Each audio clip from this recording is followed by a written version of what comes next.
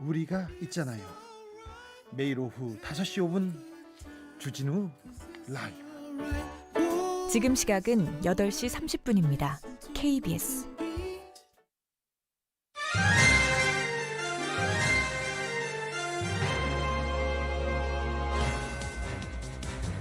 대선이 되게 치열했어가지고 정치에 더 관심이 많아져가지고 적극적으로 사전투표에 임하게 됐습니다. 아무래도 뭐 이슈도 많았고 사람들이 더 많은 관심을 갖게 된 것 같아요. 자기가 뽑는 이제 후보들에 의해서 많이 좌지우지 되기도 하고 이제 좀 더 자기들이 참여를 해야겠다 해서 많이 하게 되는 것 같아요.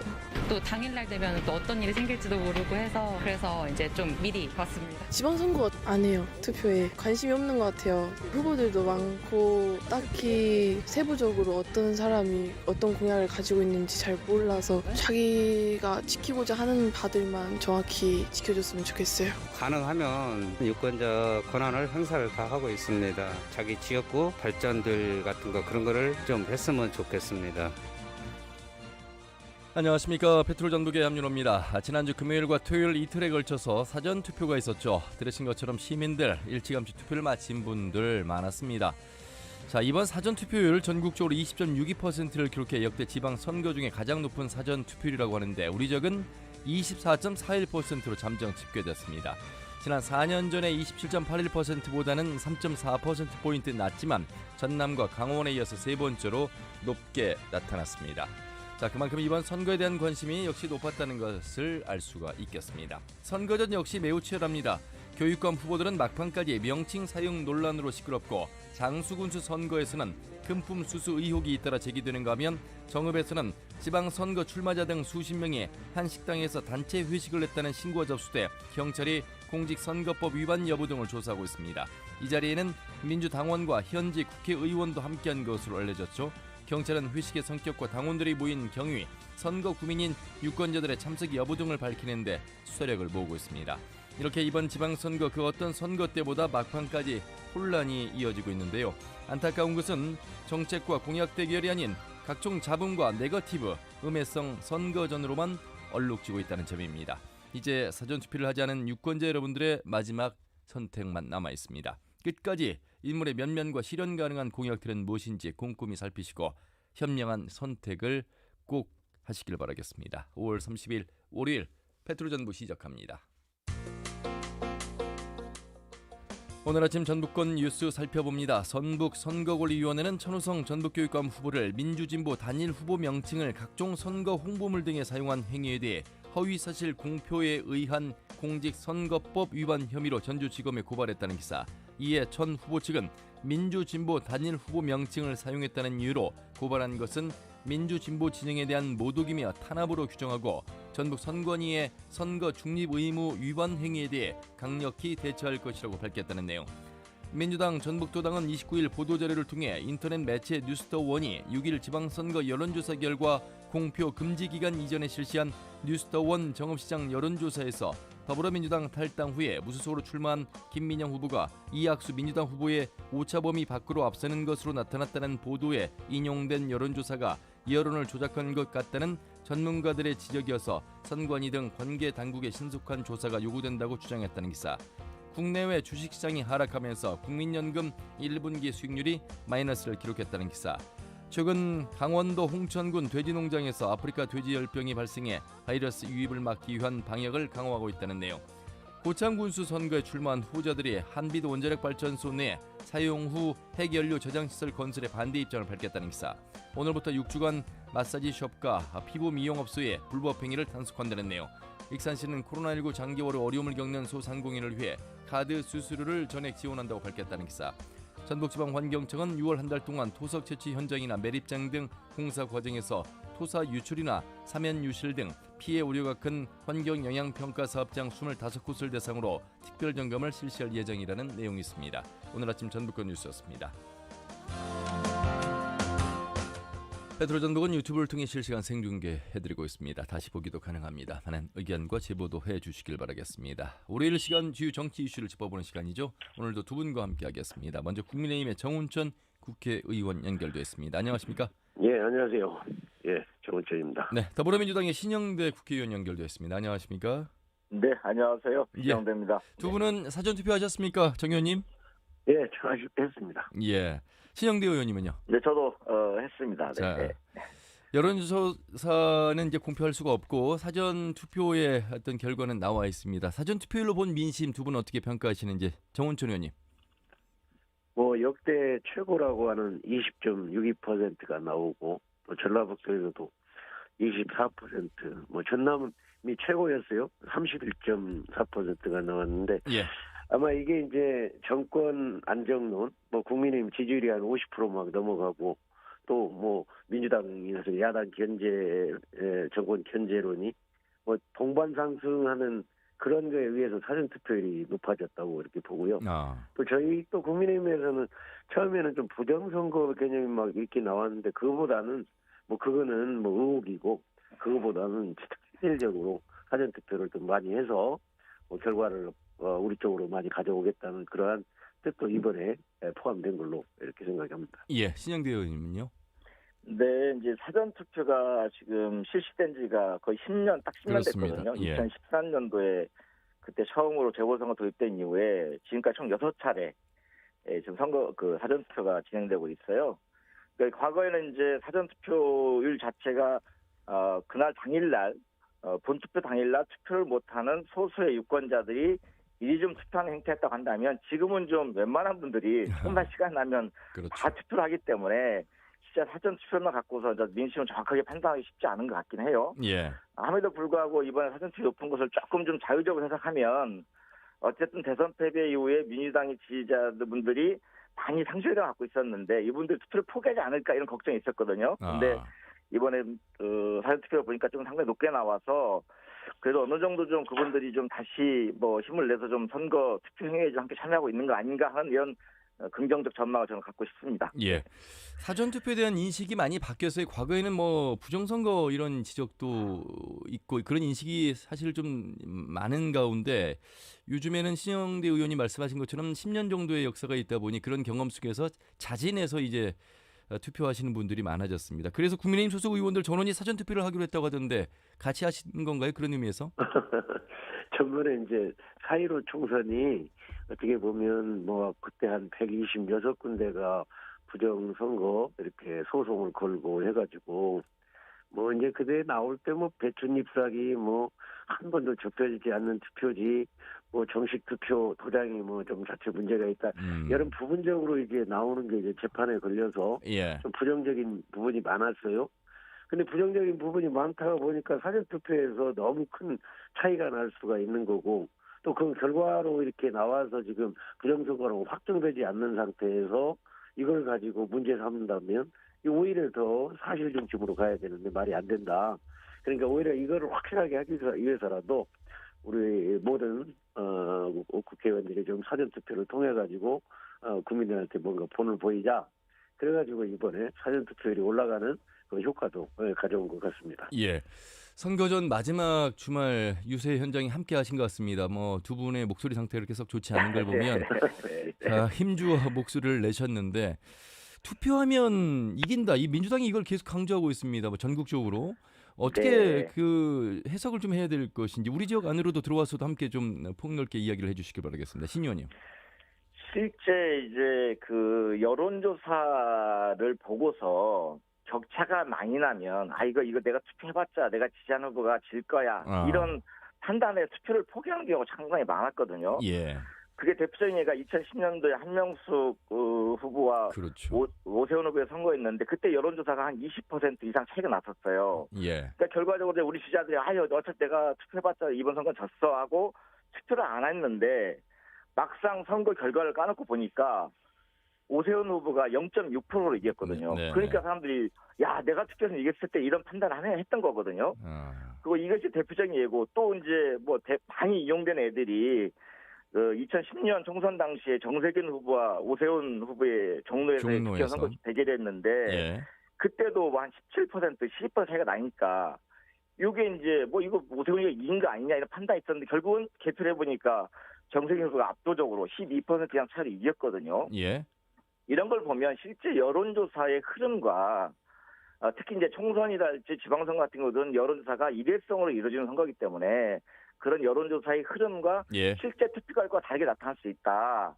그러니 현재 우리 민주당 후보들이 특히 수도권을 중심으로 전체적으로 그 여론에 밀리는 경향이 있기 때문에 우리 지지자들이 자칫 투표를 포기할 수 있는 경향도 있거든요. 그래서 저 예. 투표를 하자 하면 이게 이길 수 있다는 말씀 드리는 거고 예. 특히 전북 같은 경우 이제 뭐 또 얘기할 기회가 있긴 하겠지만 무소속 후보자와 어떤 민주당 후보자 공천자 간의 어떤 탈당한 무소속과 민주당 공천자 간의 어떤 경합들이 있는 지역이 있는데 그렇죠. 당연히 그런 지역들이야 투표를 많이 할수록 민주당 지지자들이 투표를 많이 할수록 선거를 승리할 수 있기 때문에 그런 부분을 강조해서 투표하면 우리가 이길 수 있다 이런 얘기를 하고 있는 거죠. 예. 유리한 쪽으로 해석을 일단 할 수밖에 없는데 그래도 네. 예, 투표하면 이긴다 이걸 계속 강조하고 있는 민주당이고 정은천 의원님 생각은 어떻습니까? 아마 민주당이 지금 현재 선거 포기를 해서 뭐 지지율이 떨어지니까 하여튼 투표 많이 하게 하면 이긴다는데 아마 거꾸로 저희가 생각해도 저희도 뭐 투표 많이 저희 쪽이 많이 하면 이기는 거죠. 근데 어쨌든 어떻게 보면은 이제 투표 포기하는 사람 포기 못하게 하는 것이 더 유리할 것 같기는 하네요. 생각할 때. 예. 자, 어쨌든 투표는 유권자 여러분의 4년을 함께할 심부름꾼을 뽑는 중요한 기회입니다. 거의 뭐 의무이자 책무이고 권한인데 꼭 포기하지 마시고 당일 투표가 남아있기 때문에 하시길 바라겠고 자, 민주당과 국민의힘 상황 속에서 조금 더 살펴보도록 하겠습니다. 박지원 민주당 공동비상대책위원장 좀 여러 일이 있었습니다. 뭐 대국민 호소문 발표 기자회견까지 열었고 또 그런 가운데 86 용태론도 꺼내들었고 당내에서는 이견이 많고 다시 사과하는 그런 모습 속에서 신 의원님. 네. 예. 당 대표 메시지는 매우 중요하죠, 사실은. 예. 어떤 당 대표 메시지는 개인의 의견이 아니라 당의 입장으로 국민들에게 알려주기 때문에 매우 신중하고 또 절제되게 표현하는 게 맞는 것 같아요. 그리고 당의 입장을 담아서 발표하는 게 맞는 것 같은데 우리 이제 박지원 비대위원장께서 이제 발표한 내용 자체가 과연 당의 전체 입장을 담아낸 거였냐에 대해서는 이견이 있었던 것 같아요. 그래서 실제 얼마 전에 이제 당대표 박지원 위원장께서 이제 사과도 하셨고요. 그래서 앞으로 좀 당 지도부가 좀 통일된 메시지 낼 수 있었으면 좋겠다는 생각이 드는 건데요. 근데 이런 현상이 왜 일어나는 걸 생각해 보면 아쉬움이 좀 많이 남는 대목이 있는데 왜냐하면 실제 대통령 선거에 끝나고 대선거에 패배를 했으면 우리 패배의 원인이 뭔가에 대한 정확한 원인 규명과 평가가 필요했거든요. 예. 이걸 생략한 가운데 지방선거에 임하다 보니까 실제 그런 평가의 방점을 찍는 것들이 다 다르죠. 사람들마다. 네. 이런 과정에서 좀 이런 얘기가 나온 것 같고요. 하지만 이번 선거 끝난 다음에 이번 지방선거의 승패를 떠나서 지난 대선과 이번 지방선거까지 포함한 엄정한 어떤 분석을 통고 평가를 통해서 좀 새로운 비전을 만들고 새로운 우리 당의 활로를 모색하는 이런 노력들이 있어야 될 거라 생각하고 있습니다. 그렇게 하고 특히 이제 86 용태론 관련해서는 진짜 사과를 하셨어요. 박지원 위원장께서. 이게 말이 안 되는 게 사실은 지금 우리 후보들이 대전시장도 586세세요. 강원지사도 마찬가지고 제주지사도 마찬가지고 광주시장도 마찬가지고 우리 전북도지사도 지금 그렇죠. 예, 네. 이런 후보들이 뛰고 있는데 이런 표현을 쓰신 것은 적절히 안 했던 것 같고요. 아마 실제 누가 됐든 간에 어떤 색이 됐든 간에 시대의 요구와 부응하지 못하는 이런 후보들은 당연히 정치인들은 도태되기 때문에 586 용태론이 문제가 아니라 실제 당의 어떤 새로운 혁신과 새로운 인재 영입과 이런 흐름들을 만들어가는 게 앞으로 이제 우리가 평가를 통해서 만들어낼 과제라고 생각합니다. 예.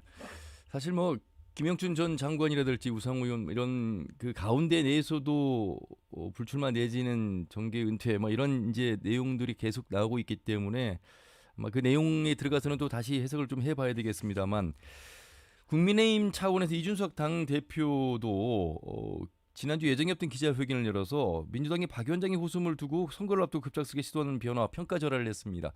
어떻게 보십니까, 정인철 의원님? 예. 지금 신영대 의원이 좋은 말씀하셨어요. 선거가 끝나서 패배를 했으면 거기에 대한 쇄신, 거기에 대한 책임, 거기에 대해서 말끔하게 정리를 하고 그렇게 했어야 하는데 말 그대로 586 다 공천해놓고 용태론을 얘기하고 이제 막 급하니까 이제 쇄신론을 얘기하니까 이거 뒷북치는 결과밖에 안 되죠. 그래서 이제 저희하고 좀 굉장히 차별화가 되는 이유가 뭐냐면 예. 저희는 그냥 탄핵 이후에 완전히 망가져가지고 30대 당대표도 뽑아놓고 예. 또 완전히 이제 뭐 대통령 후보도 뭐 수십 년 한 우리 정치인들을 제끼고 정치 신인을 대통령으로 이렇게 후보로 내지 않아요? 예. 이게 저희는 그냥 망가질 대로 망가진 상태에서 다시 살아난 거고 지금 민주당은 하나도 망가지지 않는 것처럼 행동을 해요. 뭐 실패해놓고 검수완박을 내리 막 밀어제껴서 뭐 몇 시간 만에 해결해버리고 그다음에 이번에 이제 또 소상공인 자영업자 이렇게 빨리 해결하겠다고 옛날부터 몇 개월 전부터 준비해가지고 했는데 이것도 며칠 이렇게 미뤄서 또 나가고 하여튼 뭐 지금 현재 민주당이 쇄신하는 게 뭐가 있습니까? 또 뭐 거기다가 이제 거기에 책임질 송영길 또 이재명 후보는 또 뭐 어디까지 가서 또 출마하고 또 서울시장 출마하고 그러니까 이게 복잡해져 버렸어요. 이게 과연 민주당이 지금 뭘 하고 있는 건지 이런 필기할 수밖에 없는 그러한 상황 속에서 이번에 그 비대위원장이 그렇게 표현을 했는데 얼마나 오죽했으면 이제 와서 뒷북치는 얘기를 했겠습니까? 예. 한때 여보세요? 예. 신의원님 말씀하시죠. 그 실제 선거란 공간이 결국은 선거를 통해서 국민들부터 신임을 받느냐 또 불신을 받느냐는 과정이 선거라는 과정이잖아요. 예. 그러다 보니 당연히 선거 시기에는 각 정당들 또는 후보들이 여러 가지 정책과 변화와 쇄신을 얘기해요. 이건 당연한 과정이라고 생각하고 근데 이것을 이런 변화에 대한 약속을 과연 지키느냐가 중요한가 생각해요, 사실은. 예. 그런데 이제 이번에 보면 그 변화를 약속해놓고 선거 끝난 다음에 선거가 지고 나면 또는 이기고 나면 모른 체 하는 거 이게 더 큰 문제거든요. 선거에 약속하는 게 문제가 아니라. 그런데 이번에 이제 방금 우리 그 정원님 말씀하셨는데 이번에 추경안 통과만 보더라도 이런 거였어요. 지난 대통령 선거에서 소상공인 손실보상을 소급해서 적용하겠다. 이것은 이재명 후보의 공약이 됐고요. 윤석열 지금 대통령의 공약이 됐어요. 이걸 들은 일반 국민들은 소상공인 자영업자들 여야 모두 1등과 2등을 하고 있는 후보 모두가 공약을 했으니 이거 당연히 되겠구나 생각하지 않았겠습니까? 예. 그래서 이번에 좀 실제 추경 과정에 우리가 민주당이 요구했던 것들이 어떤 거냐면 그래 서로 약속했던 거니까 손실보상을 해보자. 그런데 소급 적용해보자. 이렇게 요구했던 건데요. 소급 적용 결국은 안 됐습니다. 우리 민주당이 동의해 준 것은 어떤 거냐면 소급 적용을 주장하다가 결국은 빠른 지원이 필요한 소상공인과 자영업자들에게 지원이 안 될까 봐 결국은 합의를 처리해 줬는데요. 예. 이런 거라고 생각해요. 변화와 쇄신을 약속하는 거, 또 소상공인과 자영업자의 지원을 약속했던 거, 이런 약속에 대한 실천을 하는 게 중요한 거라고 생각하는데 알겠습니다. 약속했던 거, 변화 약속 없이 문제다. 선거 시기가 또 했다. 이렇게 몰아가는 것은 문제가 있다고 생각합니다. 예. 이게 모든 게 지원하는 게 지금 시기적으로 타이밍인데 그 소급 적용 하나 가지고 계속 미루니까 그것도 발목 잡기가 되는 것처럼 보여서 이게 소급 적용 하나가 아니라요. 실제 우리가 지금 방역이란 걸 통해서 일정 정도 우리가 좀 정지해서 회복하는 과정이 있는 건데 이런 방역에서 가장 큰 피해를 본 사람들 이 정도 국민들이 어느 정도 일상생활 할 수 있도록 해준 거에 대해서 가장 크게 기여한 분들이 바로 소상공인 자영업자분들인데 자기 생을 감수하면서 이분들에게 그러니까 그걸 다 인정하고서 소급 적용을 약속했던 거거든요. 자, 대통령 후보들이랑 똑같이. 그 내용 약속을 지켜야 되는 거죠. 예. 두 분 국회에서 만나셔서 말씀 나누시고요. 그럼에도 불구하고 어젯밤 10시에 다 그게 해결이 돼서 이제 협치의 개념으로 갈 수 있어서 알겠습니다. 가라도 다행이라고 생각합니다. 자, 우리 지역 상황 들어와서 승부가 가장 치열할 것으로 보이는 지역을 한번 두 의원께서 짚어주신다면요, 신 의원님. 아무래도 이제 저희가 민주당의 공천 과정에서 여론조사에서 1위를 가고 있음에도 불구하고 여러 가지 도덕적 문제 때문에 컷오프가 됐던 분들이 무수로 출마했거든요. 이런 적은 아무래도 어려운 적이 되는 것 같아요. 하지만 저희 자체 분석과 기존의 여론 흐름으로 보면 한두 개 크게 보면 두 개 지역을 제외하고는 그래도 민주당이 승리하지 않을까 전망하고 있습니다. 그러면 도지사 포함해서 14개 시군 15곳 중에 12곳 승리할 수 있다 이렇게 지금 보시는 건가요? 네네. 한두 곳은 승리했다 생각하고 있습니다. 예. 나중에 결과 나오고 한 번 더 보도록 하겠습니다. 정원천 의원님은 어떻게 보십니까? 저희는 지금 251명, 제가 항상 얘기했는데 한 명도 당선자가 없기 때문에 아이고. 이번에 저 청년 아카데미를 통해서 6명을 전략 공천을 잘 했어요. 예. 청년들을. 근데 이번에 두세 군데가 아주 그 당선권에 이렇게 드는 것 같처럼 여론조사가 나와서 민주당이 막 발칵 뭐 긴장을 했다. 예. 뭐 이런 얘기가 나와서 희망을 갖고 있습니다. 아니 그래도 그 희망이 일단 도지사 후보도 있고 전주시장 후보도 있는데 뭐 솔직하게 도지사, 전주시장 후보다 뭐 국회의원 예. 시장 후보다는 아직은 저희가 그 단계까지는 전혀 안 올라와 있고요. 예. 다만 제발 좀 이번 저 3명 뽑는 시의원 후보라도 좀 시민들께서 헤아려 주셨으면 좋겠습니다. 예. 현실인 것인지 겸손한 것인지는 모르겠습니다만 자 민주당 이야기 한번 더 해보도록 하겠습니다. 지금 뭐 말씀하신 것처럼 이번 선거에서 경선 과정에서 승복을 못하고 탈당해서 무소속으로 나온 후보들이 많은데 벌써부터 일부에서 복당 문제 놓고 공방이 벌어지고 있는데 벌써 나올 이야기인지는 모르겠습니다. 신영대 의원님. 네. 실제 이제 지난 대선을 앞두고서 이제 그 과거에 이제 민주당을 탈당했던 분도 일부 복당을 다 받았거든요. 그렇죠. 근데 그런 복당을 받아갖고 이번 지방선거 하다 보니까 정말 많은 원칙의 훼손들이 있었어요.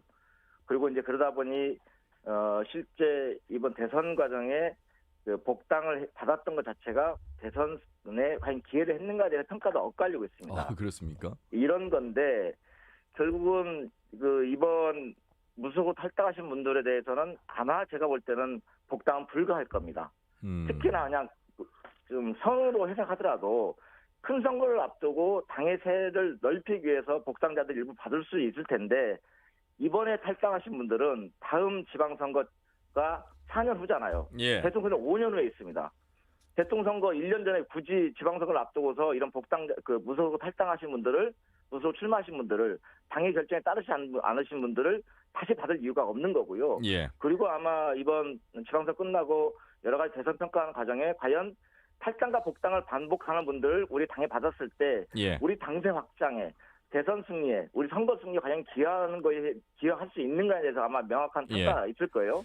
그러고 나면 아마 제 판단에는 그 복당은 다시는 없다. 이건 예. 저는 단호해서 말씀드리겠습니다. 신 의원님, 그동안 민주당 도당의 전북도당 위원장들에게 똑같은 질문을 했었는데 똑같이 이렇게 말씀하셨는데 결국 다 복당했고요.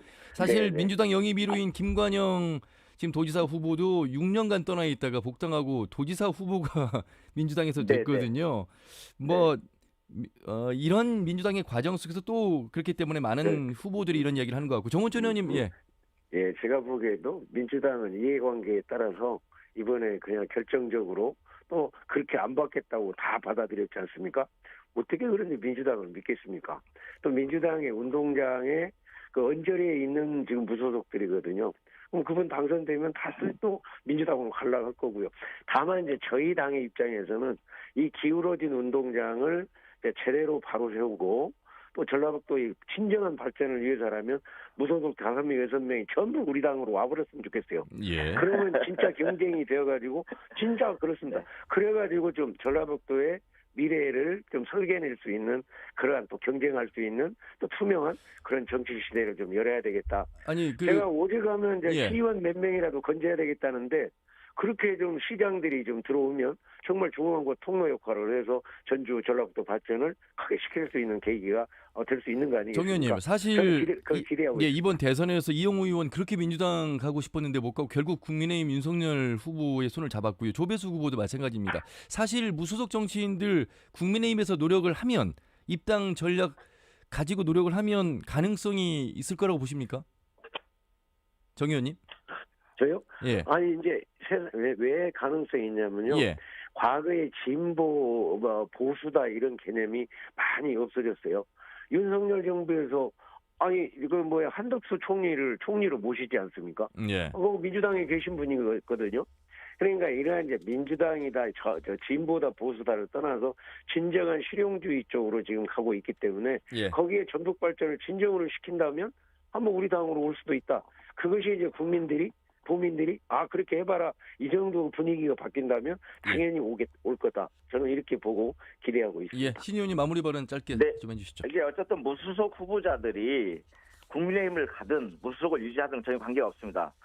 무소속 후보자들이 당일 결정에 불복해서 좀 탈당을 해서 좀 출마를 한 건데요. 이런 분들은 제가 단언컨대 민주당 복당 없다는 말씀을 드리고 싶고요. 예. 그리고 무엇보다도 이번 선거란 과정이 결국은 전라도민들이 삶을 얼마나 좀 향상시킬 거냐, 그리고 민주당이 얼마만큼 책임감 있게 그 윤석열 정부를 견제하는 역할을 할 수 있는 거냐, 이런 예. 것을 평가하는 과정이기 때문에 우리 전라도민들이나 각 지역에 있는 주민들이 민주당 후보된 지지들을 함께 모아주실 거라 믿고 있고요. 예. 도민 여러분들의 적극적인 지지와 투표를 부탁드립니다. 자, 이틀 후면 이제 여러분들의 마지막 기회가 남아 있습니다. 꼭 투표하시길 바라겠습니다. 두 분 말씀 여기까지 듣겠습니다. 고맙습니다.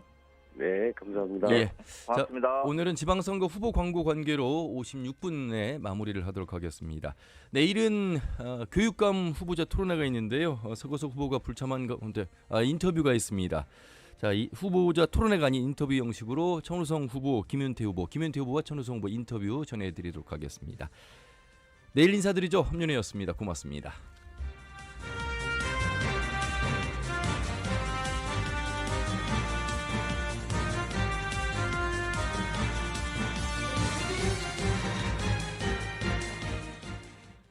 서울교육은 더 질 높은 교육으로 나아갑니다.